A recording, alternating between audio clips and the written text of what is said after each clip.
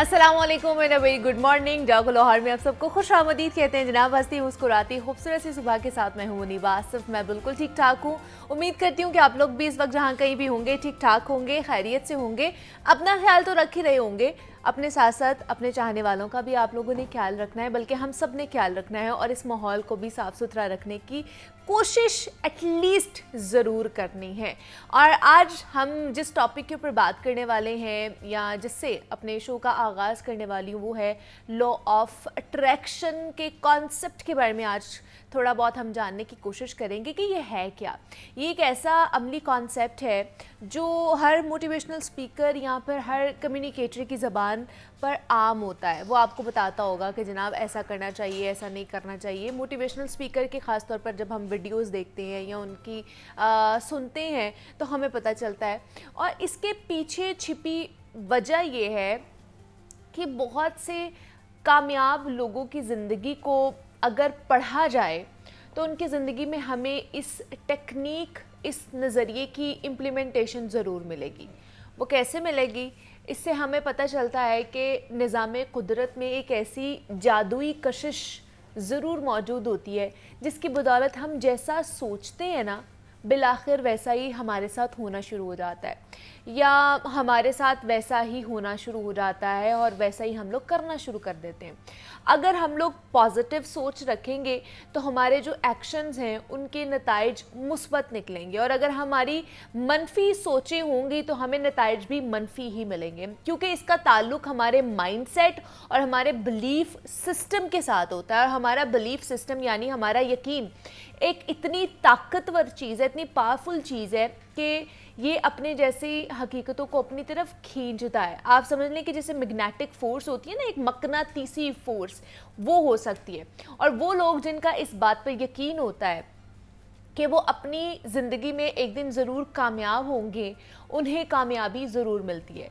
यही law of attraction उनके मजबूत यकीन की वजह से उनकी ज़िंदगी में ऐसे अमल करता है कि वक्त के साथ साथ उनकी जो तरजीहात हैं, उनकी प्रायोरिटीज़ हैं, उनकी सोहबतें ख़ुद ब खुद तब्दील होना शुरू हो जाती हैं। पहले क्या होता है, पहले उनकी आदतें चेंज होती हैं, उनके मकासद वाज़े होना शुरू हो जाते हैं, और एक दिन ऐसा आता है उनकी ज़िंदगी में कि उनके इर्द गिर्द के जो हालात हैं वो मुकम्मल तौर पर जो वो चाह रहे होते हैं उसके मुताबिक होना शुरू हो जाते हैं, और फिर वो ख्वाब जो उन्होंने देखा हुआ होता है किसी टाइम वो पूरा हो जाता है। तो हम अपनी डेली की ज़िंदगी में लॉ ऑफ अट्रैक्शन को महसूस कर सकते हैं। इसलिए हमारे बड़े बुज़ुर्ग कहते हैं कि जनाब अच्छा सोचें तो अच्छा होगा। अगर आप हमेशा नेगेटिव चीज़ें सोचेंगे तो ऑटोमेटिकली नेगेटिविटी आपकी तरफ आना शुरू हो जाती है।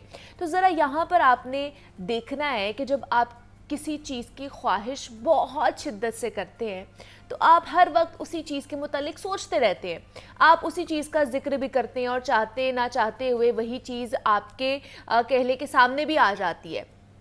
वो चीज़ अच्छे ब्रांड की कार हो सकती है, कोई घड़ी हो सकती है, कोई भी शय हो सकती है, कोई मोटरसाइकिल, कोई शर्ट, कोई चीज़ भी हो सकती है, कोई खाने की चीज़ भी हो सकती है, ये आपकी पसंद की कोई भी चीज़ हो सकती है। तो फिर हम लोग क्या करते हैं, हम लोग उसके बारे में सोचते रहते हैं। हम कहते हैं कि अच्छा आज इस चीज़ की क्रेविंग हो रही है, काश ये हमारे पास आ जाती, काश हमारे घर में बन जाती, या कोई भी चीज़ होती है। फॉर एग्ज़ाम्पल हम कहते हैं कि हमने फ़लाँ जगह पे जाना था तो मुझे वो वाला सूट बड़ा पसंद आया था, काश मेरे पास पैसे होते। तो वो कहीं ना कहीं जब हमारे शाऊर में, लाशाऊर में वो चीज़ें जब मौजूद होती हैं तो वो ऑटोमेटिकली कह लें कि हमारे इर्द गिर्द का माहौल भी वैसा बनना शुरू हो जाता है। तो इसी चीज़ को मद्देनज़र रखते हुए क्यों ना आज से हम लोग ये कोशिश करें कि हम इस अमली कानून का एक मुस्बत इस्तेमाल करेंगे। हम अपनी ज़िंदगी में मुस्बत ख़यालात को पुख्तगी देंगे, मुस्बत ख्वाब देखेंगे, उन्हीं के मुताल्लिक बात करेंगे, और जहाँ जहाँ अमल दरकार होगा वहाँ वहाँ अमल से भी ख़ुद को सच्चा साबित करने की कोशिश करेंगे। और यकीनन हमारी ज़िंदगी में भी एक दिन ऐसा ज़रूर आएगा कि अचानक किसी किस्म की चीज़ें हमारी ज़िंदगी में हकीकत का रूप धारना शुरू हो जाएंगी, जो हम कहीं ना कहीं अपनी ज़िंदगी में चाह रहे होते हैं, जिसकी हम ख्वाहिश कर रहे होते हैं। तो इसलिए हर चीज़ की ख्वाहिश करनी चाहिए, लेकिन ये सोचना चाहिए कि जनाब उस ख्वाहिश का अमली जो रूप है क्या वो धारा जा सकता है, या ये कह लें कि क्या वो असल में हमें मिल सकती है या नहीं मिल सकती।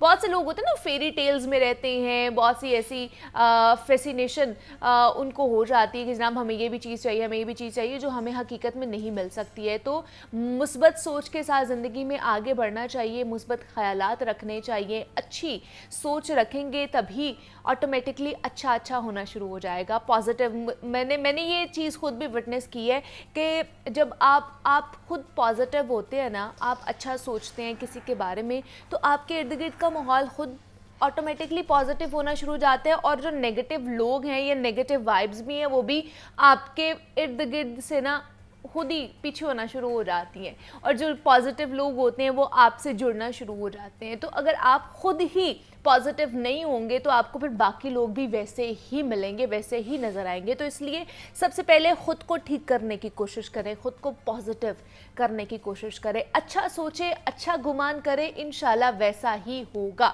इसके ऊपर आप लोगों ने ज़रूर यकीन रखना है। तो हम भी प्रोग्राम में आगे बढ़ते हैं और आज बड़ा अच्छा हमारा भी प्रोग्राम होने वाला है, मुझे इसका भी यकीन है। सर्दियों में गर्म मशरूबात का इस्तेमाल हमारा बढ़ जाता है और जिससे एक तरफ सर्दी की शिद्दत कम करने में मदद मिलती है, तो दूसरी जानिब इसका तबीयत पर भी कह लें कि एक खुशगवार असर होता है। गांव यहाँ पर देहात में चाय की तलब बढ़ जाती है और दिन में कई मरतबा इसकी डिमांड भी की जाती है। लेकिन अब मॉडर्नाइजेशन का दौर है और चाय के साथ साथ कॉफ़ी ने भी तेज़ी से अपनी जगह बना ली है। अब सर्दियों में कोई भी मेहमान आता है ना, तो सबसे पहले चाय के साथ साथ कॉफ़ी का भी पूछा जाता है कि आप चाय पियेंगे या आप कॉफ़ी पियेंगे। और अब मयार और अंदाज़ हमारे बदल चुके हैं और जिस तरह मामूल में हमारे यहाँ चाय बार बार पी जाती थी, अब कुछ ऐसा ही है कि कॉफ़ी अब बार बार हमारे घरों में पी जाती है। तो कॉफ़ी लवर्स की तादाद चाय की निस्बत मैं कहूँगी बहुत ज़्यादा हो चुकी है। और ये वो मशरूब है जिसकी इब्तिदा दिन में निहार मुँह पीने से भी शुरू होती है और रात को अक्सर सोने से पहले भी पी जाती है ये जो कॉफ़ी है, और दिन भर की सरगर्मियों के दौरान बार बार कॉफ़ी भी पी जाती है। तो कुछ लोग तो काफ़ी के ज़रिए वज़न कम करने के दावेदार भी हैं। तो आज हम ख़ास तौर पर इस सेगमेंट में यही बात करेंगे कि क्या वाकई कॉफ़ी से हम वेट लूज़ कर सकते हैं, इसकी अहमियत क्या है, इसकी अफादियत क्या है, किस तरह की कॉफ़ी पीनी चाहिए, क्योंकि कॉफ़ी में भी वेरिएशंस आ चुकी हैं। ब्लैक कॉफ़ी है, मिल्की कॉफ़ी है, इसी तरह बहुत सारे कॉफ़ी में भी फ्लेवर्स हैं। तो आज हम कॉफ़ी के हवाले से बात करेंगे, उसकी न्यूट्रिशन वैल्यू क्या है, उसमें क्या क्या ऐसी चीज़ें मौजूद हैं जो हमारे ब्रेन के लिए बड़ी अच्छी साबित हो सकती हैं। तो हमारे साथ इस पर बात करने के लिए नाजिया बारी जो कि फ़िटनेस एक्सपर्ट हैं, कंसल्टेंट न्यूट्रिशनिस्ट भी हैं, और उनसे आज हम बात करेंगे। नाजिया जी, आपको वेलकम कहती हूँ जागो लाहौर में। कैसी हैं आप? मैं ठीक हूँ, आप कैसी हैं? मैं भी बिल्कुल ठीक ठाक।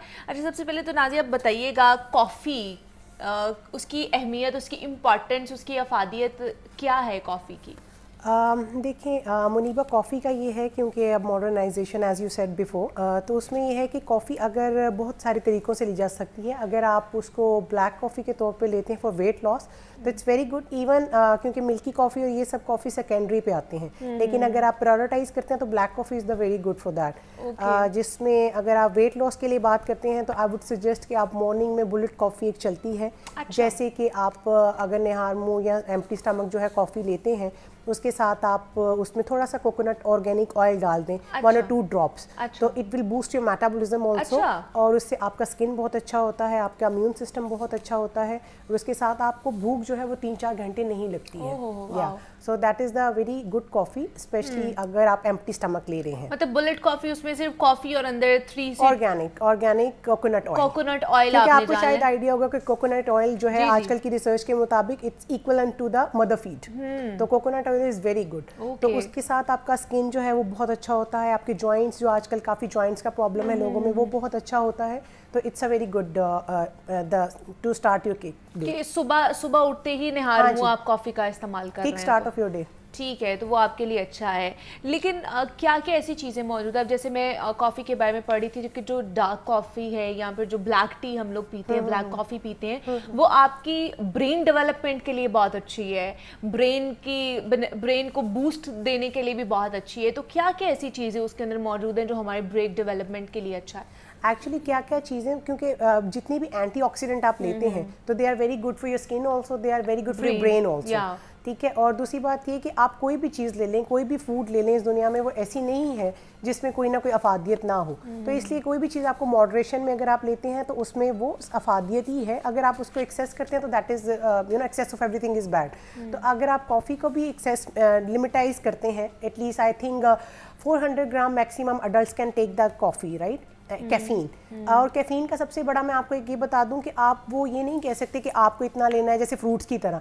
If your body absorb caffeine, तो उसमें क्या कहते हैं आप, that is very good for you. अच्छा। जैसे कि अब मैं अपनी बॉडी की बात करती हूँ, आई एब्जॉर्ब कैफीन, तो अच्छा। मुझे ज़्यादा कॉफ़ी से या चाय से इतना प्रॉब्लम नहीं होता। अगर आप उसकी जगह किसी बीपी के या हार्ट रेट जिनका ज़्यादा हो उनके लिए जाएँ तो it is not good for them also. तो इसलिए आप as per your body you just listen your body first, क्योंकि मैं आपको सिर्फ कंसल्ट कर सकती हूँ and I don't know what is going internally, right, until unless I will not take your test and all that stuff. लेकिन अगर मैं टेस्ट नहीं करी तो सबसे पहले you know your body and you should listen your body first. तो अगर आपकी बॉडी को कॉफ़ी अब्जॉर्ब करती है, अगर आपकी बॉडी कॉफ़ी को एडजस्ट कर पा रही है, तो I think 2 cups of in a day is नहीं। तो कैसे पता चलेगा कि हमारी जो बॉडी है वो एक्सेप्ट कर रही है या अब्जॉर्ब कर रही है कॉफ़ी को या कैफीन को? देखिए, ये ट्रायल और वैसे बहुत से ऐसे टेस्ट निकल आए हैं जिसमें हमें पता चलता है कि आपको किस चीज़ से एलर्जी है। अभी recently I was handling one client, उनका ये था कि weight loss, she was not, क्योंकि मेरे कोई भी क्लाइंट ऐसे नहीं है जो वेट लॉस नहीं कर, but she was not losing any weight in 1 month। Then I was very surprise कि ऐसे क्यों है। देन वी चेक कि उनका टेस्ट किया तो उसमें पता चला कि उनको ब्लैक पेपर से एलर्जी थी, जिसकी वजह से उनका वेट नहीं लूज हो रहा था। तो मैं आपको बता रही कि बहुत सी टाइनी चीज़ें ऐसी होती हैं जिससे आपको नहीं पता चलता, तो आपको टेस्ट में नजर आ जाती हैं। और वैसे भी कॉफ़ी से तो आपका डीएनए भी स्ट्रांग होता है। Coffee is very good for the DNA also, for the heart rate also. अगर लीवर का आपको प्रॉब्लम है, और कई केसेस में तो ये सुना है कि उसमें जो है आपको स्टोन का, अगर आपको किडनी स्टोन है उसमें भी आपको वो हेल्प करती है। If I am not wrong, कुछ अरसा पहले एक रिसर्च हुआ था जिसमें 200,000 लोग जो थे उसमें उन्होंने उस पर स्टडीज़ की थी। मैं बता रही हूँ एंटी डिप्रेसेंट भी है। अच्छा। तो 200,000 लोगों का उनमें आया था जिसमें सुसाइड रेशियो कम हुआ था, only because of the coffee usage. क्योंकि ये आपको वेक करती है ना कॉफ़ी आपके। अगर कॉफ़ी के साथ अगर आप ग्रीन एप्पल इन मॉर्निंग में लेते हैं तो ये दोनों चीज़ें बहुत अवेकनिंग है। Wow, it's very awakening. लेकिन फिर कॉफी में भी आ जाता है ना कि किस टाइप की कॉफी पीनी चाहिए। फिर ब्लैक कॉफी पीनी चाहिए, मिल्की कॉफी पीनी चाहिए, बाकी जो और भी कॉफीज होती हैं उस तरह की पीनी चाहिए। कौन सी वाली ज्यादा अच्छी है? देखिए, अभी जो अगर आप बेनिफिशियल के लिहाज से बात करते हैं, टेस्ट के लिहाज से बात करते हैं, तो वाइट फ्लैट है और एस्प्रेसो है और कैपुचिनो है, लाते है, बहुत सारी हैं। लेकिन अगर आप बेनिफिशियल के हिसाब से बात करते हैं तो of course that is black coffee और द एस्प्रेसो और americano. So these 3 coffees are best for the weight loss, for the awakening of the day, for antioxidant and all. क्योंकि जब उसमें मिल्क ऐड हो जाता है तो वो कॉफी का पूरा चेंज कर देती है। अच्छा। हाँ, तो ये आपके ऊपर टेस्ट है। लेकिन अगर आपने सिर्फ बेनिफिशियल हेल्थ के लिए लेना तो that is the black coffee, espresso और अमेरिकानो नॉन। और वैसे भी जैसे ही सर्दियाँ आती हैं, विंटर्स आती हैं, तो हमारी चाय की इनटेक भी बढ़ जाती है। जो कॉफ़ी लवर्स होते हैं वो कॉफ़ी पीना शुरू कर देते हैं। हम जैसे मैं कॉफ़ी लवर नहीं हूँ, मैं चाय लवर हूँ, तो मैं चाय पीती हूँ। तभी आपने चाय के कप रखे हो। हाँ, तो मैं चाय तो मैं चाय पीती हूँ सुबह उठ के। तो दिन में कितने कप कॉफ़ी हम लोग पी सकते हैं? मतलब जो कॉफ़ी लवर्स हैं वो कितने कप कॉफ़ी पी सकते हैं? बिकॉज मैंने ऐसे लोगों को देखा है कि वो हर मील के बाद भी वो कॉफ़ी पी रहे होते हैं, वो स्नैकिंग टाइम में भी कॉफ़ी पी रहे होते हैं, वो सुबह उठ के भी, वो रात को सोने टाइम बेड टाइम भी उन्होंने दूध नहीं पीना, उन्होंने कॉफ़ी का इस्तेमाल करना है। तो ज़्यादा कॉफ़ी पीना भी क्या आपके लिए नुकसानदेह हो सकता है? बिकॉज कहते हैं कि जनाब इसके अंदर जो ऐसी प्रॉपर्टीज़ है जो आपको डिहाइड्रेशन की तरफ भी लेकर जा सकती हैं। तो वाकई ऐसा है? देखिए, मैंने पहले ही बोला excess of everything is very bad, right? वो कुछ भी चीज़ हो, तो अगर आप एक्सेस, स्पेशली नाइट टाइम में, तो आई वुड नॉट सजेस्ट कि कॉफ़ी पीना चाहिए, क्योंकि इससे इंसोम्निया या आपका इनफर्टिलिटी का होता है। और स्पेशली कुछ जो फीमेल जिनको फाइब्रॉइड का और सिस्ट का या इस तरह की प्रॉब्लम्स होती हैं, they should avoid the coffee, caffeine and all. तो और रात के टाइम तो वाकई इसमें रेस्टलेस आ जाता है, मूडीनेस आ जाता है, तो आपको रात के टाइम कैफीन को वो जो है थोड़ा सा अवॉइड करना चाहिए। अच्छा, ठीक है। और मेरा ख्याल है कि अडल्ट्स के लिए 300 to 400 ग्राम कॉफ़ी है, जिसमें मेरा ख्याल है 3 से 4 कप बनते हैं दिन में।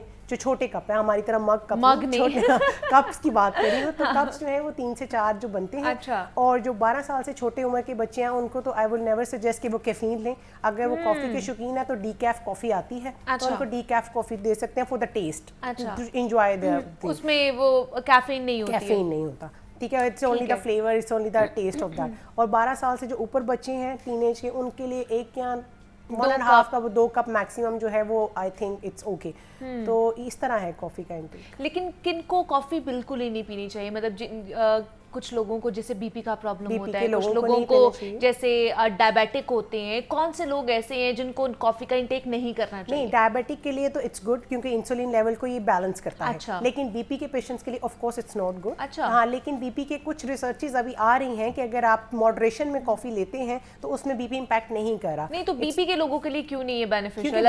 अगर ये डायबिटिक लोगों के लिए अच्छी है तो? डायबिटिक क्योंकि डायबिटिक में आपका हार्ट रेट कंसर्न नहीं करता ना, उसमें इंसुलिन लेवल आता है। और जो ब्लैक कॉफी है it's always maintaining to the insulin level, ठीक है, क्योंकि उसमें शुगर नहीं होता ना, तो इट्स 0 कैलोरी फूड। और जो बीपी है उसमें आपका हार्ट रेट बहुत तेज होता है, तो उसका हार्ट पंप तेज होता है, जो कि क्योंकि ये वार्म होती है, तासीर के लिहाज से भी गर्म होती है, तो आपको अंदर से गर्म करती है और आपका क्या कहते हैं हार्ट रेट तेज करती है। और बीपी के पेशेंट्स ऑलरेडी अंदर से इस वजह से इट्स recommended for them। ठीक है, बीपी के लोगों के लिए ये recommended नहीं है। बाकी अगर जो पेशेंट हैं, शुगर के पेशेंट हैं, उनके लिए भी, लेकिन बैलेंस लेनी है। Balance, everything is been the balanced. आपने इतदाल में रहकर ये भी कॉफी का इंटेक भी करना है, ये नहीं कहना कि आपने फिर बस पीते ही जाएं। अगर डॉक्टर ने या हमें कंसल्टेंट ने कह दिया है तो अब तो हम पीते ही जाएंगे, अब तो हमने किसी की नहीं सुननी है। तो मिल्की कॉफी का इस्तेमाल अगर हमने करना है, जैसे अगर फॉर इन केस कि मैं अगर कॉफ़ी पे कन्वर्ट कर रही हूँ तो मैं ब्लैक टी नहीं पी सकती, ब्लैक कॉफ़ी नहीं पी सकती, तो मिल्की कॉफ़ी अगर मैं पीती हूँ तो उसके बेनिफिशियल क्या हो सकते हैं या उसके सिर्फ नुकसान ही? नहीं, नुकसान तो उसके नहीं है, बस वो कैलोरी में हाई होती है। अच्छा, ठीक है, जहाँ पे ब्लैक कॉफ़ी आपको 100% एडवांटेजेस दे रही है तो वो आपको थोड़ा कम एडवांटेजेस दे देगी, क्योंकि मिल्क के साथ उसका तासीर चेंज हो गया ना। और जो अगर एक और चीज़, जो वेट लॉस के लोग हैं, अगर वो एक्सेस करते हैं कैफीन को, तो जो आपका वेस्ट सरकमफ्रेंस होता है तो वो बढ़ जाता है। ठीक है, तो उससे आपकी वेस्ट बढ़ती है। तो इसलिए कॉफी को इसलिए भी आपने मेंटेन रखना है, सिर्फ ये वेट लूज ही नहीं करती। अगर कैफीन आप एक्सीड कर देते हैं वो किसी भी सूरत में, चॉकलेट में, किसी भी सूरत में, तो वो आपका जो वेस्ट लाइन है उसको बढ़ा देती है। अच्छा, तो ये भी मसला है। बड़े मसले। वाह वाह वाह, क्या बात है कि मतलब सिर्फ आपका वेट लूज नहीं करती, वो वेट बढ़ा भी सकती है अगर एक्स्ट्रा कैफीन का आप इस्तेमाल कर रहे हो। तो वो डिफरेंट सोर्सेज से हो सकते हैं, सिर्फ ये नहीं कि आप चाय या कॉफी का इस्तेमाल कर रहे हैं, बाकी चीज़ों जिनके अंदर कैफीन पाई जाती है, हाँ, उसमें अगर आप कर रहे होते हैं। तो बहुत से लोग हैं कहते हैं जी हम चाय पीते हैं, कैफीन का इंटेक करते हैं, तब हमें अच्छी नींद आती है। तो मैं वही कह रही हूँ, अगर उनकी बॉडी को एब्जॉर्ब होता है, अच्छा, तो दैट इज अप।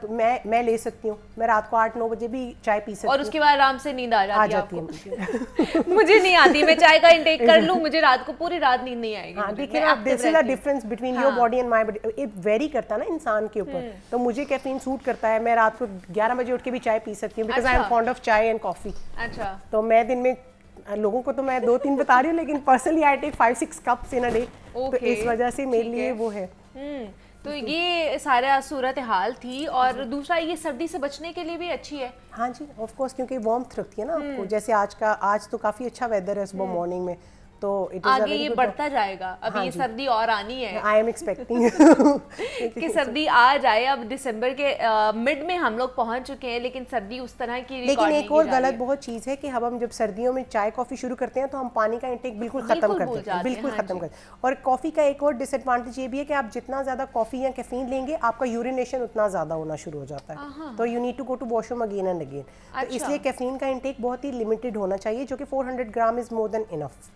ओके, मतलब ये लोग हमारे नहीं सुनते हैं, वो कहते हैं नहीं, इसका तो कोई ताल्लुक नहीं है कि आपको यूरिन बार बार आएगा। देखिए, आपकी पूरी बॉडी, आपके सर के बाल से लेके पाँव के नाखून तक इंटरकनेक्टेड है, तो आप कुछ नहीं कह सकते कि इसके अंदर क्या जा रहा है। I don't believe on the cosmetics and all, on the makeup.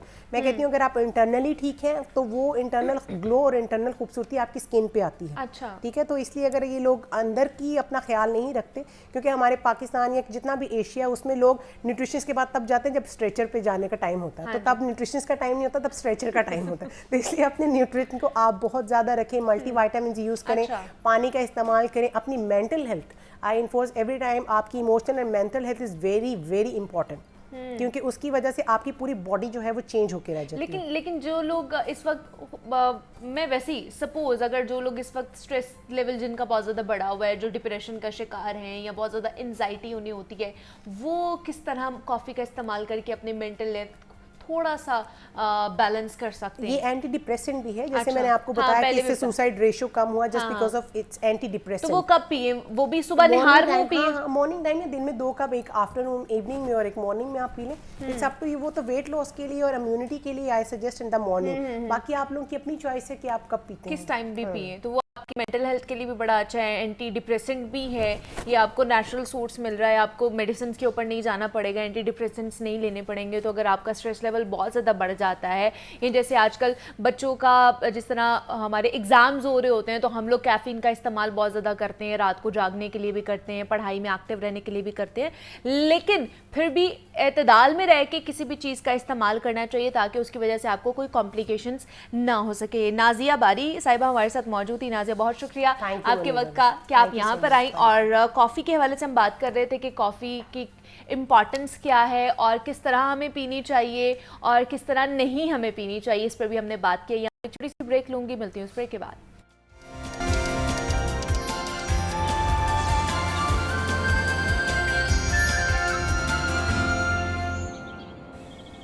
Welcome back to जागो लाहौर। जनाब, अब कुछ बात करनी है हमने किताबों के हवाले से, जिसको इंसान का बेहतरीन दोस्त कहा जाता है।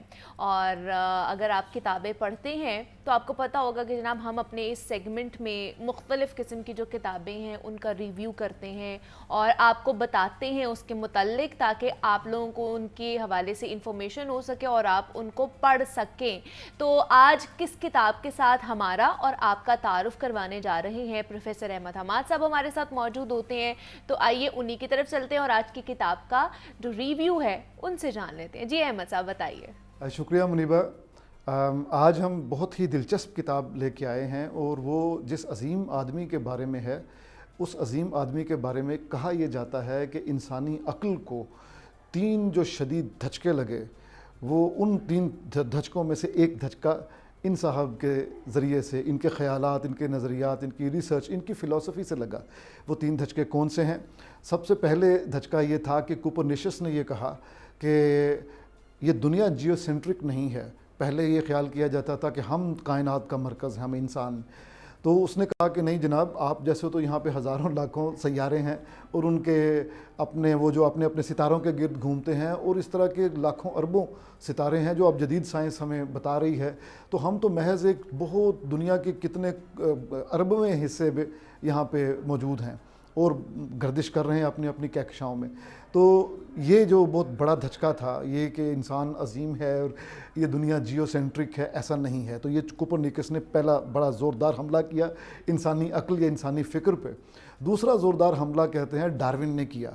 इंसान अपनी अज़मत के गुण गाता था और कहता था कि इंसान अशरफुल मखलूक़ात है और इंसान के सामने सब चीज़ें हेच हैं। तो उसने कहा कि ऐसा नहीं है, इंसान दरअसल बंदर से इवॉल्व होके इंसान बना है। तो इंसानी अक्ल ने फ़ौरन, इंसानी फ़िक्र ने इसको तस्लीम नहीं किया। उन्होंने कहा कि आपने हमें शर्फ़ इंसानियत से नीचे ला के गिरा दिया है, हम क्या समझते थे और आप क्या बता रहे हैं। तो ये बंदर का जो है सारा एक डार्विन ने जो उसकी दरियाफ्त थी, उसने लोगों को झंझोड़ा शदीद तरीके से। ये दूसरा झटका सा था इंसानी अक्ल को। तीसरा झटका जनाब जिनकी किताब है हमारे पास, वो फ्राइड साहब हैं। फ्राइड ने हमें लाशऊर की कठपुतली बना के रख दिया और उसमें भी हमारी जो भूख है हर तरह की, उसका ग़ुलाम बना के रख दिया। हम समझते थे कि हमारे पास अखलाकियात का आलीशान निज़ाम मौजूद है, तो इन्होंने अखलाक को भी इसी कूज़े में बंद कर दिया जिस कूज़े में बाकी भूख बंद होती है। तो ये फ्राइड को समझना, फ्राइड को पढ़ना, फ्राइड को जानना हर पढ़े लिखे आदमी के लिए बहुत ज़्यादा ज़रूरी है।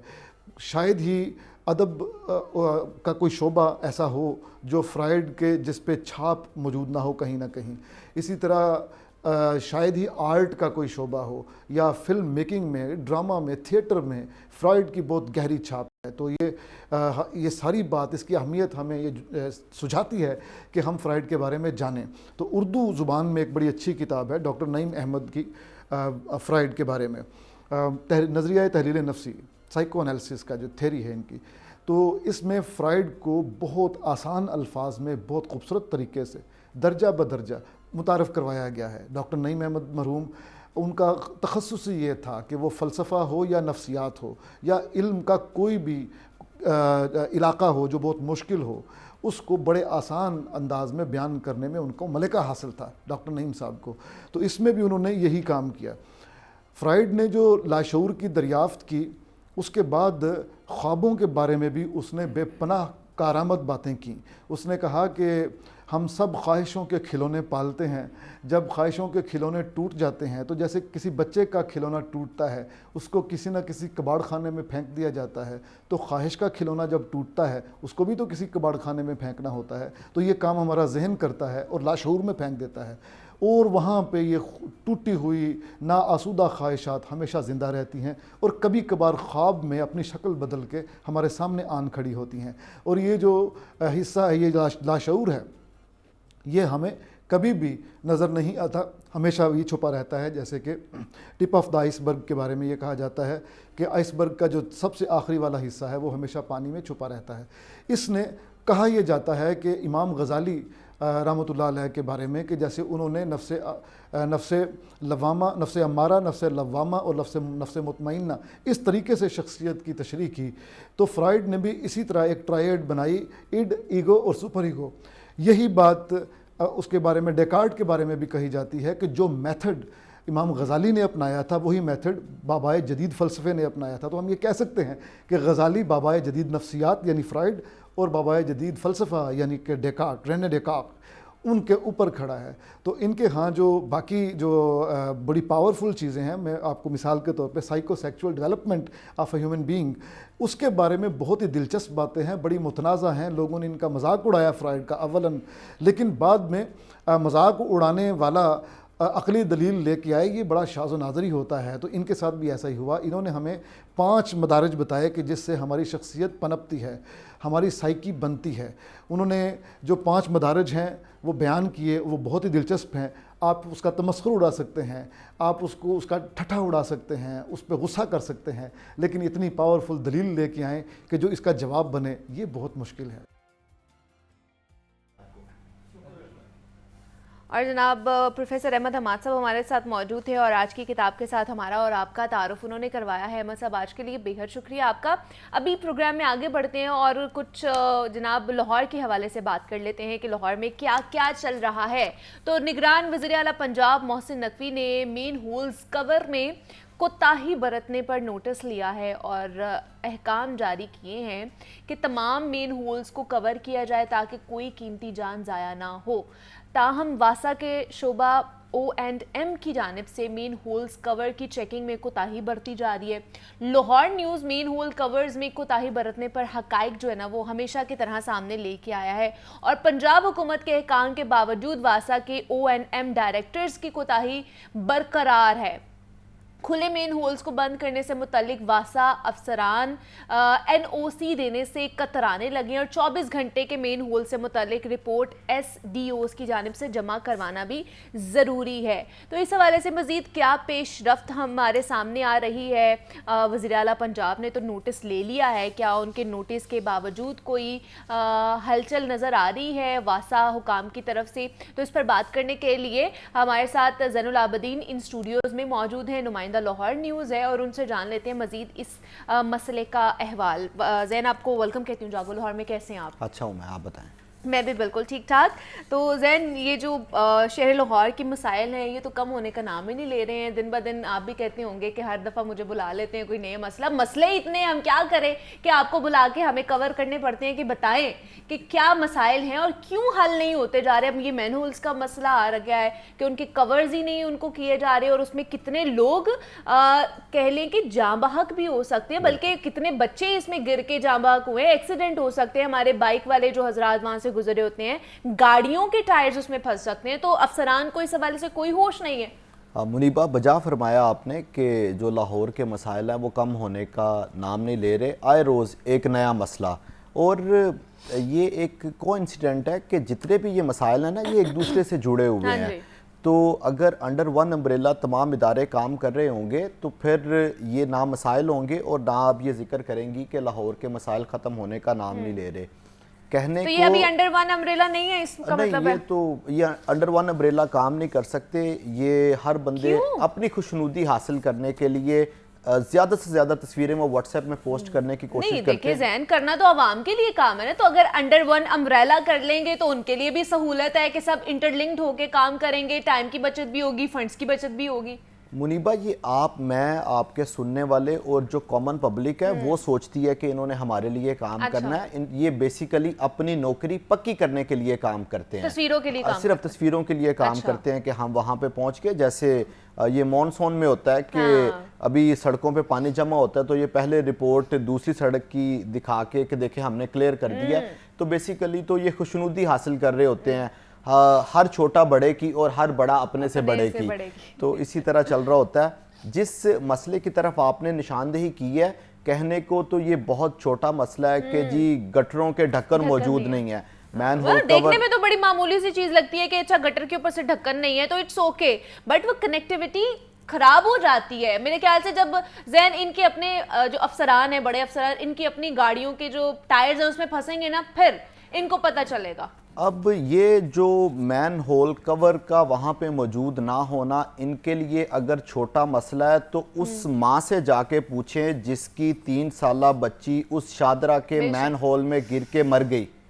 और 2 दिन उसकी लाश नहीं मिली। आप उससे पूछें कि क्या ये मैन होल छोटा मसला है, या आप बंद रोड पे जाएं और वहाँ पे जो यूनियन काउंसिल 1 में 2 साल का बच्चा उस मैन होल के अंदर गिर के मर गया, उसके बाप से पूछें कि क्या ये मैन होल एक कोई छोटा मसला है, ये गटरों के ढक्कन वहाँ पे ना रखना ये छोटा मसला है।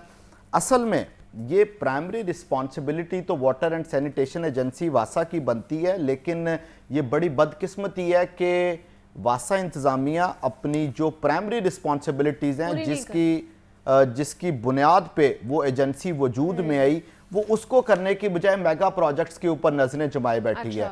वाटर एंड सैनिटेशन एजेंसी अपने नाम से बताती है कि हमने पानी फराहम करना है और जो गंदे पानी का निकास है उसको बेहतर अंदाज में करना है, लेकिन वासा वाले ये 2 चीजें छोड़ के वो कहते हैं कि हम वेस्ट वाटर ट्रीटमेंट प्लांट लगा लेते हैं, हम सरफेस वाटर ट्रीटमेंट प्लांट लगा लेते हैं, हम टनल बोरिंग प्रोजेक्ट कर लेते हैं। ये शहर लाहौर तो आपसे संभाला नहीं जाता, आपने खाक वो प्रोजेक्ट करने हैं, आपने बड़े करने। और ये देखें ना, इसकी वजह से, ये छोटे छोटे मसाइल की वजह से अगर बारिश हो जाती है, खुदा ना खास्ता सिवरेज का प्रॉब्लम हमें हो जाता है, उसमें कोई ना कोई चीज़ ऐसी हो जाती है कि वो पूरा इलाका जो है ना वो पानी से भर जाता है, बारिशी पानी से भर जाता है, सिवरेज का प्रॉब्लम बढ़ जाता है, लोगों को गुजरने का मसला होता है। अभी पिछले दिनों ही आप लोग ही हमें रिपोर्ट कर रहे होते हैं, खवातीन बच्चे कितने ज़्यादा वो मुतासर होते हैं इन तमाम तर चीज़ों से, तो इनको कोई होश नहीं आता है कि इतने लोग मीडिया इसके ऊपर आवाज उठा रहे हैं, तो हम भी कोई एटलीस्ट अमली जामा पहनाएं इन तमाम तर चीजों को। देखें, ये ना अपनी रिस्पॉन्सिबिलिटीज को भूल जाते हैं। मैं समझता हूं कि निगरान वजीर आला पंजाब को नोटिस लेना ही क्यों पड़ा। सबसे पहले किसी भी अथॉरिटी का नोटिस लेना इस चीज की गुमाजी करता है कि वो इदारा बेहतर अंदाज में काम नहीं कर रहा। हम कुछ 30 सेकंड का एक मफरूजा बना लेते हैं कि रात 9 बजे का वक्त है, यही सर्दियों की रातें हैं और स्ट्रीट लाइट्स चल नहीं रही, एक शख्स फुटपाथ पे जो कि वॉकवे बनाया गया वहां पे चलते हुए अपने घर की जानिब जा रहा है और रास्ते में मैन होल खुला है।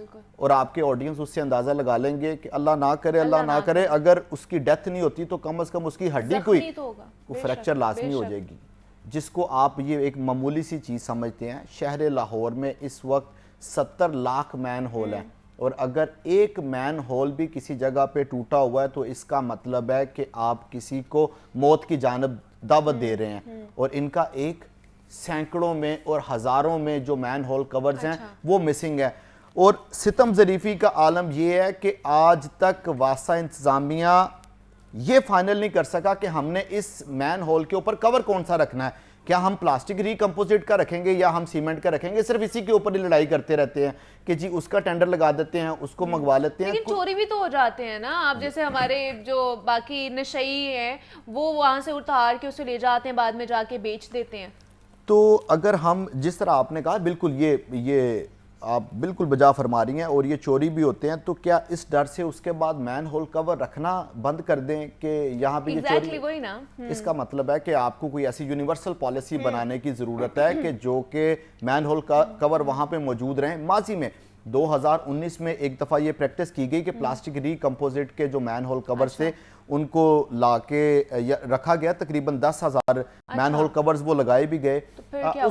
उसका ये है कि वो एक तो चोरी नहीं होता, एक तो वो नीचे से बंद हो जाता है, और खुदा ना खास्ता अगर उसको चोरी कर भी लिया जाए, उसको वो तोड़ के कोई भी चोर उसको ले जाए तो वो उसको फरोख्त नहीं कर सकता, क्योंकि वो फरोख्त करने के काबिल नहीं होता। ये जो दूसरा मैन होल कवर जिसके बारे में आप कह रही हैं, सीमेंट वाला, उसमें तकरीबन कोई 1 मन के करीब सरिया इस्तेमाल होता है, जिसको वो तोड़ के बेच के, तो 1 मन सरिया इस्तेमाल होता है, और वो सरिया इसीलिए इस्तेमाल होता है कि वो उसको उठाया ना जाए, लेकिन हमारी टेक्निक, हाँ जी, ऐसी है कि हम लोग फिर भी ले जाते हैं। वाह वाह, हमारी टेक्निक और जुगाड़ तो है ना कि हम उसको उतार के ले जाते हैं। लेकिन 2019 के बाद ये 2023 आ गया, तकरीबन 4 साल गुजर गए। लेकिन फिर वो जो प्लास्टिक वाले लगाए गए तो उनका कोई फायदा, आउटकम नहीं निकला, वो जहाँ पे लगे हैं वो आज तक अल्हम्दुलिल्लाह वहां पर मौजूद है। लेकिन इन्होंने नए नहीं लगाए, इन्होंने नए फिर ये सीमेंट वाले लगाना शुरू कर दिए। सम टाइम तो मैं सोचता हूँ कि कोई नशेइयों के साथ वास्ता का कॉन्ट्रैक्ट तो नहीं है कि ये हम लगाते जाएंगे, आप उठाते जाइएगा, क्योंकि अब वो अल्टीमेटली होता है ऐसे है कि ये जब ये बनते हैं तो लाजमी बात है उसके टेंडर होते हैं, और फिर आप जैसे सहाफ़ी उनके ऊपर शक व शुबात करते हैं कि शायद ये इन्होंने कमीशन लेने के लिए टेंडर किया है। मतलब जो अच्छा काम है ना उसको हमने प्रोसीड नहीं करना। जैसे प्लास्टिक वाले अगर अच्छे वो लगे हुए हैं और वहीं पे हैं अभी तक, तो आप उसी को दोबारा से रिन्यू करें। बाकी जो हमारे मैन होल्स के कवर्स हैं उनको भी वो प्लास्टिक वाले कर दें। लेकिन नहीं, हमने जो मफीद जो पॉलिसी साबित होती है उसके ऊपर तो हमने कभी काम करना ही नहीं ना। अच्छा, थोड़ा सा वासा की कारकर्दगी भी मुझे बताएं कि ये नीचे वाले जो तबका है उनकी तरफ से जो मसाइल हैं वो आ रहे हैं, या जो लीडरशिप है, या ऊपर वाले वासा के जो अफसरान हैं उनकी तरफ से, जो टॉप अफसरान हैं उनकी तरफ से ये प्रॉब्लम्स आ रहे हैं कि वो फंड्स की कमी है या बाकी कोई मसाइल हैं जिसकी वजह से ये सारे मसले हल ही नहीं हो रहे हैं? मुनीबा, नंबर ऑफ टाइम्स ना हम ये आपके सवाल को किसी और पर्सपेक्टिव में डिस्कस कर चुके हैं। बुनियादी तौर पे ना ये प्रायोरिटीज के ऊपर बेस करता है। वो कहते हैं कि nobody is busy in the world, it's all about priorities. तो जैसे ही वासा के अफसरान की जो प्रायोरिटी है वो रेवेन्यू कलेक्शन की तरफ जाती है, तो वो ये कंप्लेंट्स को रिजॉल्व करना भूल जाते हैं। जब उनकी तवज्जो जाती है कि हमने बारिशी पानी का निकास करना है, तो वो बाकी सारे काम भूल जाते हैं। बुनियादी तौर पर किसी भी इदारे को बेहतर अंदाज में चलाने के लिए मैकेनिज्म बनाने की ज़रूरत है कि एक ऐसा सिस्टम हो जो कि सिस्टम ऑटोमेटिकली इन चीज़ों को प्रोसीड करता रहे। एक माजी में आया था, एक प्रोजेक्ट आया था यही मैन होल कवर्स के हवाले से, सीवरेज लाइनों के हवाले से, वाटर सप्लाई लाइनों के हवाले से, कि एक चिप लाइक जिस तरह सिम कार्ड होता है वो कॉस्टली भी नहीं है ऑलमोस्ट। वो पर ये मैन होल कवर वासा को आई थिंक 20 रुपीज़ का वो कॉस्ट करता था। अगर वो 70 लाख ये जो मैन होल कवर्स हैं या सीवरेज लाइनें हैं, जो कि तकरीबन ये 3000 किलोमीटर का इंफ्रास्ट्रक्चर है, उसके अंदर मुख्तलिफ मुकामात पे वो चिपें लगा दी जाएं, तो वो वासा को ये आइडेंटिफाई करता रहेगा कि कौन सा मैन होल कवर मौजूद है, किस सीवरेज, कौन सी सीवरेज लाइन टूट चुकी है, किस सीवरेज लाइन में कितना पानी मौजूद है, कौन सी वाटर सप्लाई लाइन टेम्पर हो चुकी है। और ये जहाँ पे ये खरबों रुपए का प्रोजेक्ट कर रहे हैं वो तो सिर्फ करोड़ों रुपए में था। मतलब ये इनको ट्रैक करने में आसानी हो जाती है ना, ट्रेस करने में, कि आप बैठे हुए हैं, आप सिस्टम के थ्रू ट्रेस करेंगे कहाँ पर नहीं है, कहाँ पे है। अब आपको जाके देखना पड़ता है, अब जाके देखना पड़ता है। तो हमने चीज़ों को आसान करने की बजाय उसको मजीद मुश्किल कर दिया कि कोई भी सब डिवीजन में बैठा सब इंजीनियर या जो एसडीओ है वो अपने एएफआई को कहता है, इंस्पेक्टर को कहता है कि जाओ अपने इलाके का रूट लगा के आओ। वहाँ पे वो जाके तस्वीर लेता है, लिखता है कि जी शाहराए हज़रत इमाम हुसैन पे ये इस कज़ाफ़ी स्टेडियम के बाहर ये मैन होल कवर मौजूद नहीं है, उसकी वो तस्वीर लेता है। वो वापस ऑफिस आता है, वापस ऑफिस आके बताता है, ऑफिस से एक बंदा जाता है, जाके वहाँ पे मैन होल कवर रखता है। जब तक वो वापस आता है वो चोरी हो चुका होता है। तो जानबूझ के मामलात को डिले किया जा रहा है। यही अगर वहाँ पे सिस्टमेटिकली चिप मौजूद होती तो वो आपको आइडेंटिफाई कर देती कि ये यहाँ से मैन होल चोरी हो चुका है। और सिर्फ यही आइडेंटिफाई नहीं करती, अगर किसी भी मुकाम पे कोई भी मैन होल कवर बार बार चोरी होने के वाक़यात पेश आ रहे हैं, तो इसका मतलब है कि वो आपको अलार्म दे रही है कि ये ऐसी जगह है जो कि इनके लिए नो गो एरिया बन गया, या यहाँ पे रेड अलर्ट है। तो कोई ऐसा मैकेनिज्म बनाया जाए कि उन चोरों को भी पकड़ा जाए और ये मैन होल कवर भी मौजूद रहे। या कोई भी सीवरेज लाइन टूटती है या वाटर सप्लाई लाइन टूटती है तो वो भी आइडेंटिफाई करेगी, वो भी अलार्म करेगी कि ये बोसीदा हो चुकी है, इसको तब्दील किया जाए। हमने क्या किया कि हमने तमाम स्टाफ को फील्ड में उतार दिया कि जाएं, बाइक लें, रिक्शे लें, गाड़ियां लें और मैन होल कवर ढूंढना शुरू कर दें। ये जब वज़ीर आला ने नोटिस लिया ना मुनीबा, तो इसी तरह ही हुआ कि तमाम वासा के ऑफिसर्स हैं वो निकल पड़े सड़कों पे। अब आप बताएं कि हम वैसे अज्यूम करते हैं कि जी वासा का 2000 का स्टाफ है, सही 70 लाख को आइडेंटिफाई करना हर मैन होल को, क्या ये ह्यूमनली पॉसिबल है? कहाँ पे जाके आप 70 लाख तस्वीरें बनाएंगे? इसका मतलब है कि अगर ये ह्यूमनली पॉसिबल नहीं है तो कल जो रिपोर्ट जमा करवाएगी वो भी बोगस रिपोर्ट थी कि हमने सारे मैन होल जो कवर हैं वो कर दिए हैं। ये भी एक बड़ा इंकशाफ आया है, वाह जी वाह। देखिए ये एक चीज है जो ह्यूमनली पॉसिबल ही नहीं है। एक बंदा है जो अगर दिन में 24 घंटे हैं तो वो 48 घंटे उसमें ट्रैवल कर ही नहीं सकता, उसने 24 घंटे करना है। तो एक ह्यूमनली 2000 बंदा 70 लाख मैन होल को आइडेंटिफाई कर ही नहीं सकता, तो आपने किस तरह रिपोर्ट दे दी कि हाँ जी 70 लाख मैन होल कवर है? चले वो तो फिर भी जाके उनको करना पड़ा ना। हम लोग जो यहाँ पर बैठ के आपके थ्रू हम लोग जो आइडेंटिफाई कर रहे होते हैं, हम जो चीजें हाईलाइट कर रहे होते हैं, जो मसाइल उनको नहीं वो देखते हैं, तो वो जो 70 लाख मैन होल्स की जो पिक्चर्स और डेटा आया है वो भी फिर अल्लाह ही जाने, देखते हैं क्या होता है। वज़ीर आला पंजाब ने नोटिस तो ले लिया है इस हवाले से कि जल्द अज जल्द ये जो मैन होल्स कवर्स हैं जो नहीं मौजूद हैं इनके हवाले से इनिशिएटिव लिया जाए और कार्रवाई की जाए वासा की तरफ से। तो देखते हैं कि आने वाले दिनों में हमें ये नज़र आते हैं या नहीं आते हैं कवर्स पड़े हुए। ज़ैनुल आबदीन हमारे साथ मौजूद है। ज़ैन, बहुत शुक्रिया आपके वक्त का कि आप यहाँ पर आए। और इसी नोट पर एक छोटी सी ब्रेक लूँगी मैं, मिलती हूँ इस ब्रेक के बाद।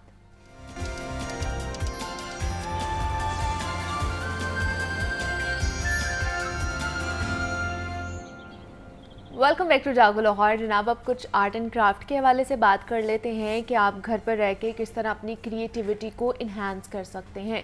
तो Alina Naqvi art and craft expert हमारे साथ मौजूद हैं, तो वो आज क्या करना या क्या बनाना हमें सिखा रही हैं, तो उन्हीं की तरफ चलते हैं। जी अलीना, ओवर टू यू। वालेकुम, मैं हूँ Alina Naqvi, art and craft expert. आज हम बच्चों के रूम के लिए डेकोर की चीज़ें बनाने वाले हैं डिफरेंट। मैं आपको बताऊंगी किस तरह बना सकते हो, जिसमें पेपर का ज़्यादा यूज़ होगा। वो पेपर्स जो हम वेस्ट कर देते हैं या हमने यूज़ किया तो वो हमने फेंक दिए, हमें चाहिए नहीं, उससे हम ट्री बनाने वाले हैं, वो भी बच्चों के लिए, जो उनके रूम के लिए बहुत अच्छा डेकोरेशन पीस बनेगा। उसके लिए सबसे पहले मैंने डिफरेंट पेपर्स लिए हैं। ये पेपर शीट्स हैं, आप किसी भी कलर का यूज़ कर सकते हो। पेपर शीट्स, सम सीजर्स, और उसके साथ आपको फोमिक शीट से ये इस तरह के शेप बना लेने हैं डिफरेंट ट्री के। वो बच्चों पे डिपेंड करता है वो किस तरह का ट्री है, क्या चीज़ बनाना चाहते हैं। इसको स्टार्ट करने के लिए सबसे पहले मैं इसमें बैकग्राउंड के लिए कोई भी एक रैंडम कलर ले लूँगी। इसमें पिंक है, पिंक कलर लेकर, और ये मैंने ट्री के डिफरेंट चीज़ें पहले काट के रखी हैं, इसमें इस तरह से जोड़ना शुरू करूँगी। आपने ट्री का एक बेस बनाना है, बस एक रैंडम आइडिया आपका जिस तरह भी आप बनाना चाहो।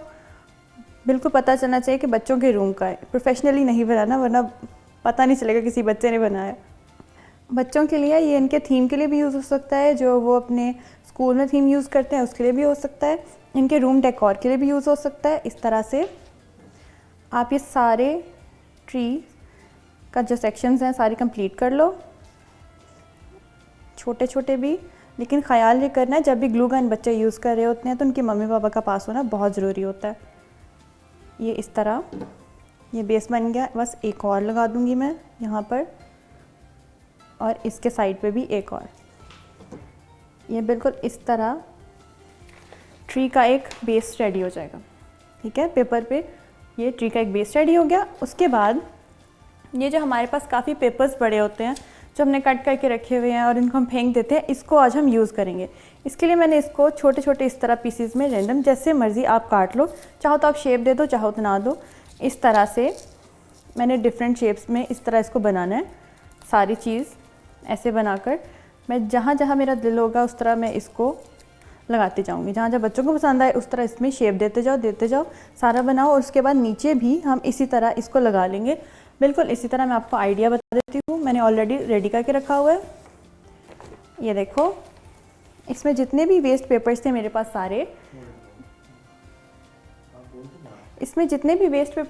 सारे, वो मैंने इस पे सारे लगा दिए। ये एक तो ये हुआ कि जब वो ज़ाया भी नहीं हुए, दूसरा बच्चों के रूम के लिए ये अच्छा एक डेकोर पीस भी बन गया और ट्री भी है, बच्चे इससे सीखेंगे भी और ये कलरफुल भी है, जो कि बच्चों को बहुत अट्रैक्टिव चीज़ लगती है। मैं उम्मीद करती हूँ कि बच्चों को ये ट्री डेकोर बहुत अच्छा लगा होगा और वो इसको ट्राई भी करेंगे। आज के लिए सिर्फ इतना ही। सी यू नेक्स्ट टाइम। अल्लाह हाफिज़। अलीना नकवी हमारे साथ मौजूद थी और आज उन्होंने बच्चों के रूम में रखने के लिए डेकोरेशन पीसेस बनाना आप लोगों को और हमें सिखाए हैं कि आप किस तरह पेपर के थ्रू, आपके घर में पेपर्स पड़े होते हैं जिसके ऊपर बच्चे काम करते हैं, उनको वेस्ट करने के बजाय आप उनको किस तरह यूटिलाइज़ कर सकते हैं और अपनी क्रिएटिविटी इन्हांस कर सकते हैं और वो बना सकते हैं। तो अलीना, आज के लिए आपका बेहद शुक्रिया।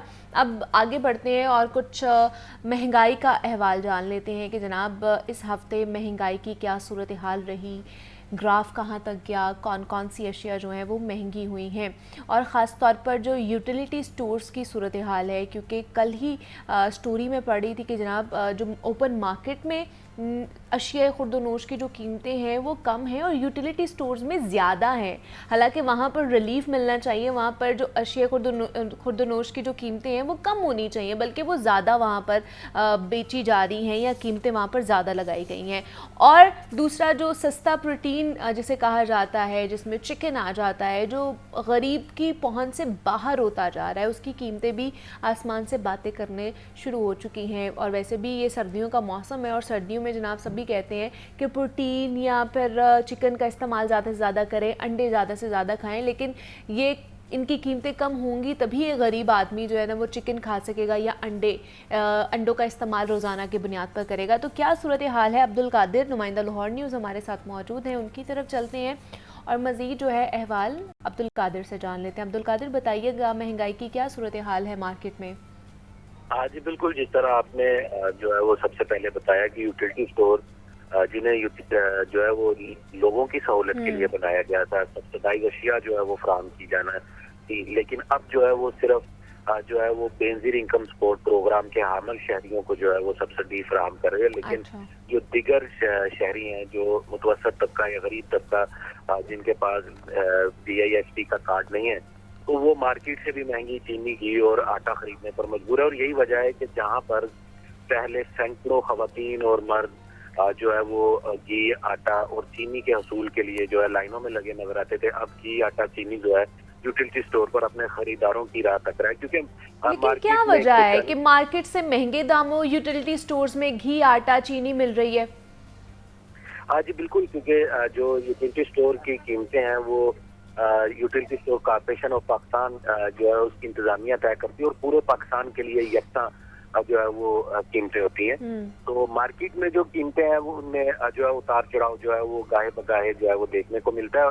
और इस वक्त चीनी की ही बात कर लें तो 135 से 140 रुपए फी किलो तक, 145 रुपए फी किलो तक ओपन मार्केट में, जबकि यूटिलिटी स्टोर पर सब्सिडाइज चीनी जो है वो 155 रुपए है। यानी कि हुकूमत जो है वो सब्सिडी के नाम पर अब शहरियों से ही सब्सिडी चीनी पर वसूल कर रही है। सही है। अब एक तरफ शहरियों से लेके दूसरी तरफ बेनजीर इनकम स्पोर्ट्स वालों को वो सब्सिडी दी जा रही है। हाँ जी, बिल्कुल। इसी तरह ही जो है वो सूरत हाल है और शहरी जो है वो अब मायूस वापस लौट रहे हैं। और खुसूसी तौर पर ऐसा तबका जो सरकारी जो है वो जॉब करता है या जिसे सरकारी मुलाजिम कहते हैं, दर्जा 4 का या जो स्केल 1 से स्केल 9 तक जो मुलाजमीन है, उनको बेनजीर इनकम सपोर्ट प्रोग्राम जो है वो अलाउ नहीं है। लेकिन इसके बावजूद वो इस सब्सिडी को हासिल नहीं कर सक रहे। और सबसे ज्यादा शिकायत भी यही तबका करता हुआ दिखाई देता है कि पहले जो है वो कुछ सब्सिडी मिल जाती थी लेकिन अब बिल्कुल नहीं मिलती। मार्केट में जो 10 किलो आटे का थैला है वो 1400 रुपए या 1380 रुपए तक का, जबकि यूटिलिटी स्टोर पर 1420 रुपए का। इसी तरह जो कराची ब्रांड का घी है, जिसे सब्सिडाइज घी भी कहा जाता है यूटिलिटी स्टोर पर, वो यूटिलिटी स्टोर पे फरोख्त किया जा रहा है महंगा, जबकि जो ओपन मार्केट है वहाँ पे सस्ता है।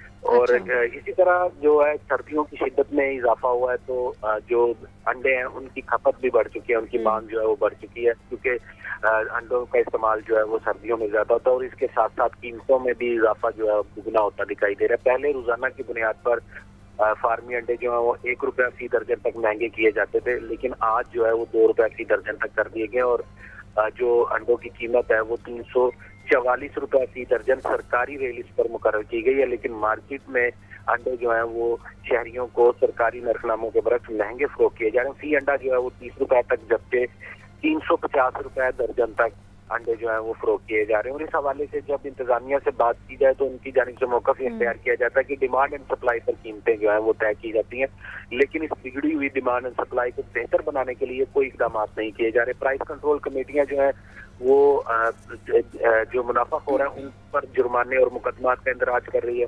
इसी तरह मार्केट कमेटी जो है वो कीमतों का तयन कर रही है, लेकिन कीमतों को कम करने के लिए कोई इंतजामी मशीनरी या इंतजामी अफसर जो है वो दिखाई नजर नहीं आ रहे। वो काम सिर्फ करता हो। हमें जो इंतजामिया है वो सिर्फ दौरे करते हुए या इफ्तिताह करते हुए नजर आ रहे हैं। महंगाई के हवाले से कोई भी दौरा नहीं किया गया, कोई भी ऐलान नहीं किया गया, कोई भी इजलास नहीं किया गया कि महंगाई किस तरह कम की जाएगी। दूसरा, अब्दुल कादिर मुझे ये बताइएगा, जो फलों की कीमतें हैं और जो सब्जियों की कीमतें हैं उनकी क्या सूरत हाल है? उनकी कीमतों में कुछ रिलीफ मिल रहा है आवाम को या नहीं मिल रहा? की जाए तो फल जो है वो अब जो है वो डॉक्टर की प्रिस्क्रिप्शन पर ही लोग इस्तेमाल करते हैं, क्योंकि जब भी मार्केट अच्छा, वो भी हमारे लिए दवाई का काम ही कर रहे हैं ना। जब तक पैसे इतने ज़्यादा नहीं है हमारे पास तो हम वो ख़रीद भी नहीं सकते हैं। तो ये सही है आपने कहा कि डॉक्टर की प्रिस्क्रिप्शन के ऊपर ही अब हमें लेना पड़ेगा फल भी।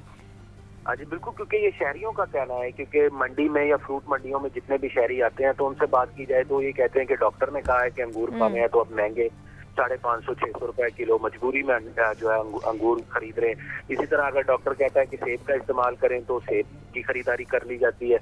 अगर अनार के इस्तेमाल पे कहा जाता है अनार खा लिया जाता है। जितना डेंगी है तो इसमें जो है वो डॉक्टरों की जानिब से या मुआवजों की जानिब से जो है वो ये एक कहा जाता है कि पपीते का इस्तेमाल किया जाए, सेब का जूस पिया जाए, तो तभी जो है वो ये खरीदा जाता है। अगर ये कहा जाए कि बच्चों के लिए खरीदा जाए तो शहरियों का ये कहना है कि अब तो सब्जियां खरीदना उनकी कीमतें पूरी करना मुश्किल है, तो फल जो है वो तो बतौर मेडिसिन ही इस्तेमाल किया जा सकता है। क्योंकि जो प्याज और टमाटर की बात है जो कि एक आम सी सब्जी है और हर अशिया में इस्तेमाल होती है, और कभी इसी शहर में ये सब्जियां जो है 40 रुपए फी किलो तक दस्तयाब होती थी। इस वक्त मार्केट में प्याज जो है दर्जा अव्वल का वो 220 रुपए फी किलो तक फरोख्त किया जा रहा है। टमाटर जो है वो 160 से 180 रुपए फी किलो तक फरोख्त किया जा रहा है, और लहसुन जो है वो 850 से 900 रुपए, और अदरक की कीमत जो है वो शहरियों से 900 रुपए फी किलो तक वसूल की जा रही है। यानी कि 1000 रुपए योमिया उजरत पे काम करने वाला जो मजदूर है वो अगर 220 रुपए का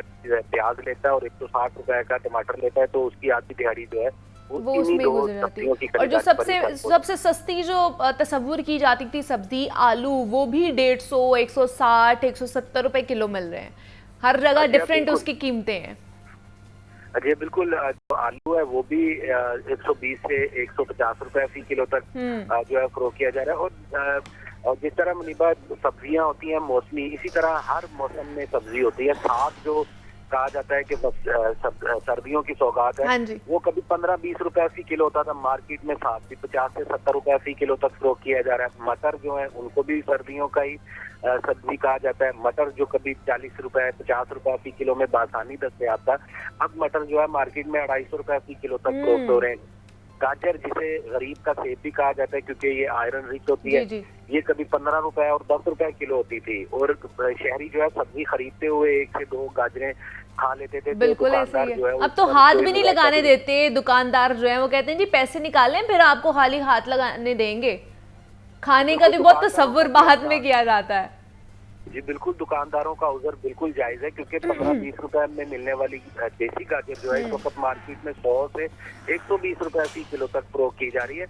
तो जो असल जो मसला है वो कीमतों का तयन नहीं है, असल मसला जो है डिमांड एंड सप्लाई को बेहतर करना है। जब तक ज़रई पैदावार या ज़रई अजनास जो है वो ज्यादा पैदावार नहीं उनकी की जाएगी तब नहीं तक तो क्यों नहीं, लेकिन अब्दुल कादिर देखें ना, क्यों नहीं ज़रई पैदावार हमारी बढ़ती जा रही है? ये सप्लाई और चेन का मसला क्यों आ जाता है? अगर हम चिकन की सूरत हाल भी देखें उसमें भी हमें यही उज़र जो है वो देखने को मिलता है कि जनाब सप्लाई और चेन का मसला है। अब अगर फल और सब्जियों की बात करें इसमें भी यही हमें सामने आती है वजह। तो क्या है, पैदावार हो नहीं रही है, किस वजह से नहीं हो रही है? नहीं, असल जो मसला है वो जदीद खतूत पर इस्तवार करने की जरूरत है महकमा ज़राअत को। लेकिन क्योंकि हम रवायती तौर पे वही पर एकड़ यील्ड ले रहे हैं या फसल ले रहे हैं जो आज से 30 साल या 40 साल पहले ले रहे थे, वो 30 और 40 साल में आबादी की शरह देखें किस हद तक बढ़ चुकी हुई है, लेकिन जो ज़रई अजनास की पैदावार की शरह है वो नहीं बढ़ सकी है। इस वक्त भी अगर टमाटर की बात की जाए तो हम जो है वो हाइब्रिड टमाटर की तरफ नहीं जा सके हैं। दुनिया जो है वो टमाटर की पैदावार ज्यादा ले रही है उसी किताई अराजी से, लेकिन हम जो है वो रवायती तौर पर वहीं पे खड़े हैं। इसी तरह गाजर हो गई, बिल्कुल ऐसे ही जनाब, हम टेक्नोलॉजी का अच्छे तरीके से इस्तेमाल नहीं कर पा रहे हैं, और अगर हम टेक्नोलॉजी के ऊपर डिपेंड करेंगे या टेक्नोलॉजी को इस्तेमाल करने की कोशिश करेंगे तभी शायद हमारी जो पैदावारी लागत है और बाकी जो हमारी ज़राअत की इंडस्ट्री है वो बेहतर हो सकेगी। महंगाई की वही पुरानी सूरत हाल थी जनाब कि कोई रिलीफ नहीं मिल रहा, बल्कि सिर्फ महंगाई का तूफान ही है जो हर तरफ बरपा हुआ है और आवाम सिर्फ और सिर्फ परेशान ही दिखाई देती है। अब्दुल कादिर हमारे साथ मौजूद थे, अपडेट कर रहे थे महंगाई के हवाले से। अब्दुल कादिर, आपका बेहद शुक्रिया। अब आगे बढ़ते हैं और आपको बताएं कि उम्र बढ़ने के साथ साथ ना हड्डियों को मजबूत रखना भी बहुत अहम भी है और ज़रूरी भी होता है। आमतौर पर जब हमारी उम्र 30 साल होती है तो हड्डियों का हुजम भी बेहतर होता है और किसी भी मसले का सामना नहीं हमें करना पड़ता, लेकिन जैसे ही हमारी उम्र बढ़ती जाती है और हम अपनी सेहत की बजाय माली मसाइल में उलझ जाते हैं, तो इसके बाद भी अगर हड्डियों की सेहत का ख्याल ना रखा जाए तो उम्र बढ़ने के साथ साथ हड्डियों की मजबूती कम होने लगती है और इससे हड्डियों की कमज़ोरी या फिर दीगर मसाइल का ख़तरा बढ़ जाता है और हड्डियों के नरम होने के मसाइल का सामना भी करना पड़ता है। तो आज हम इसी हवाले से बात करेंगे कि जो हड्डियां नरम हो जाती हैं उनका ख्याल किस तरह रखा जा सकता है और क्या क्या टेक्निक्स हमें अपनानी चाहिए, किस तरह के ट्रीटमेंट्स हम ले सकते हैं। तो डॉक्टर अकमल जैद हमारे साथ इस वक्त इन स्टूडियोज़ में मौजूद हैं जो कि फिजियोथेरेपिस्ट हैं। डॉक्टर अकमल, आपको वेलकम कहते हैं जागो लाहौर में। कैसे हैं आप? मैं बिल्कुल ठीक ठाक, आप कैसी हैं? मैं भी बिल्कुल ठीक ठाक। डॉक्टर साहब, सबसे पहले तो बताइए, जो हड्डियां नरम हो जाती हैं या इसकी प्रॉब्लम बढ़ना शुरू हो जाती है, क्या वजह है इसकी? देखें, जब ह्यूमन स्केलेटन बन रहा होता है फर्स्ट 20-30 इयर्स ऑफ लाइफ, उसमें बोन मैस, बोन स्ट्रेंथ और बोन की जो पीक बोन मैस होता है उसकी जो टोटल क्वांटिटी होती है उसको डिसाइड कर लिया जाता है। अच्छा। लेकिन किसी वजह से अगर न्यूट्रिशनल डेफिशिएंसी आ जाए या किसी वजह से कोई बीमारी हो जाए या बोन अपना पीक मैस अचीव ना कर सके तो बोन्स की जो वियर एंड टीयर की जो अलामात हैं जो 50 साल पे आनी है वो 30, 35, 40 साल पे शुरू हो जाती अच्छा। हैं। जब वियर एंड टीयर जल्दी शुरू होता है तो बोन्स का उस तरह से हेल्दी ग्रो करना, हेल्थी रहना और पेशेंट का एक्टिव रहना मुश्किल हो जाता है। यही वजह है कि हमारी बोन्स के पेन्स और ये मसाइल उम्र से पहले आना शुरू हो जाते हैं। इसका मतलब है कि 30 साल से पहले हमें अपने जो बॉन्स है उसको मजबूत करना चाहिए। डेफिनेटली इसका बहुत अहम रोल है कि जो आपकी बोन्स होती हैं वो फर्स्ट 30 इयर्स ऑफ लाइफ में बन रही होती हैं 30 इयर्स 25, कुछ लोगों में 25 इयर्स, कुछ लोगों में 30 इयर्स पे वो फुल स्टॉप लग जाता है। उसके बाद हमारी बोन्स दोबारा से नहीं बन सकती। ठीक है, वो बोन मैस जो एट 30 इयर्स अचीव हो गया, उसी बोन मैस के साथ अब हमें थ्रू आउट दी लाइफ चलना है। अच्छा, तो फिर क्या करें जो 30 इयर्स के हैं या उससे अबव हैं, उन्हें अपनी डाइट में ऐसी कौन सी चीज़ें जो है ना वो ऐड ऑन करनी जिसकी वजह से उनकी जो बोन हेल्थ है? डेफिनेटली हमारी डाइट्स उस तरह प्योर नहीं है। हम जिस तरह मॉडर्नाइजेशन की तरफ जा रहे हैं, हमारी डाइट्स प्योरिटी से दूर होती जा रही हैं, तो डाइट को प्योर होना चाहिए। कैल्शियम, विटामिन डी, इनके इनटेक का रेगुलर हमें इंतज़ाम करना चाहिए। या तो हमें कुछ ऐसे अज्जा हैं जिनमें कैल्शियम, विटामिन डी होता है, उसको रेगुलरली लेना चाहिए। अगर हम नहीं ले सकते तो हमें कहीं ना कहीं से न्यूट्रिएंट सप्लाई के तौर पे इनको खाना चाहिए ताकि हमारी बोन्स में कैल्शियम या विटामिन डी की डेफिशिएंसी की वजह से प्रॉब्लम ना आ सके। लेकिन ये तसव्वुर किया जाता है कि हड्डियों को मजबूत रखना बड़ा आसान काम है, वाकई ऐसा है? नहीं, मैं इससे इख्तलाफ करता हूँ। असल बात यह है कि हड्डियाँ ऐसी चीज़ हैं जिनकी अलामात बहुत देर से आती हैं। अच्छा। तो जब किसी चीज़ की अलामत नहीं आती तो हम उसकी तरफ ध्यान नहीं देते। Bones are as much vital as any other part of the body. Bones की डिफॉर्मिटी या बोन्स का कमज़ोर होना इंसान को बेड तक महदूद कर देता है और जो बेड वाली ज़िंदगी होती है वो बड़ी मुश्किल, बल्कि ना सिर्फ एक शख्स के लिए बल्कि पूरे ख़ानदान के लिए बड़ी मुश्किल होती है। तो बोन्स का ख्याल भी उसी तरह रखना चाहिए, उतना ज़्यादा रखना चाहिए जितना हम अपने हार्ट, अपने ब्रेन, अपने लंग्स का रखते हैं। लेकिन अनफॉर्चुनेटली पब्लिक अवेयरनेस ना होने की वजह से, मिथ्स का बहुत ज़्यादा होने की वजह से, एजुकेशनल लेवल ना होने की वजह से, उसकी वजह से ये जो मसाइल है ये बढ़ते जा रहे हैं। अच्छा, दूसरे डॉक्टर अकमल ये मुझे बता दें, जिनको कोई फ्रैक्चर हुआ होता है, ऊपर से ये सर्दियाँ हैं या कोई पुरानी दर्दें निकल आती हैं, तो वो किस तरह एहतियात बरत सकते हैं? देखें, ये एक बड़ा कॉमन फिनोमेना है। पेशेंट्स हमारे पास आते हैं कि डॉक्टर साहब मुझे इतने साल पहले चोट लगी थी, अब जब भी सर्दी आती है तो मुझे यहाँ पे दर्द निकल आती है। अल्लाह ताला ने कुदरत का एक निज़ाम बनाया है कि जब सर्दी पड़ती है तो हमारी जो ब्लड की सप्लाई है वो मेन वाइटल ऑर्गन्स तक ज़्यादा कर दी जाती है।